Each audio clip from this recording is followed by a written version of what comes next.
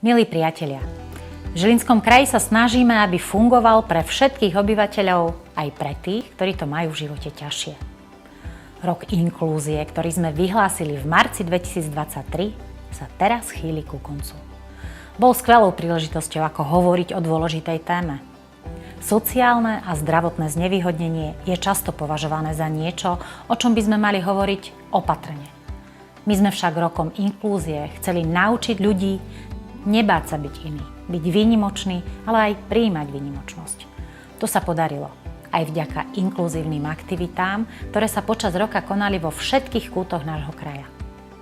Viac ako 150 účastníkov z radou koordinátorov a vedúcich mládežníckych organizácií, ktoré pracujú so znevýhodnenou mládežou, si vymieniali skúsenosti a stretávali sa na inkluzívnych ránach. Oživili sme inkluzívny festival s 30-ročnou históriou Medzi nami. Spolu s 25 krajskými organizáciami a viac ako 500 návštevníkmi zo škôl. Zorganizovali sme medzinárodné československé intenzívne vzdelávanie pre 20 koordinátorov mládeže o tom, ako pripraviť úspešný inkluzívny projekt.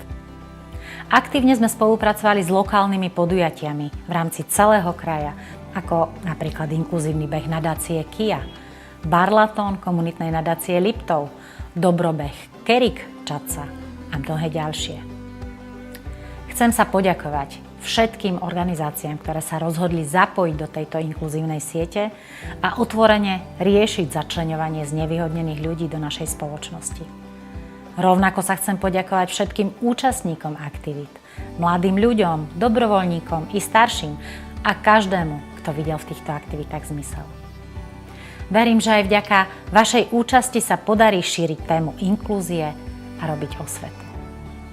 Nezakrývať si oči, ale naopak mať ich po celú dobu otvorené. Spoločne sme v rámci nášho kraja vytvorili reťaz inklúzie a verím, že bude rásť každým ďalším rokom.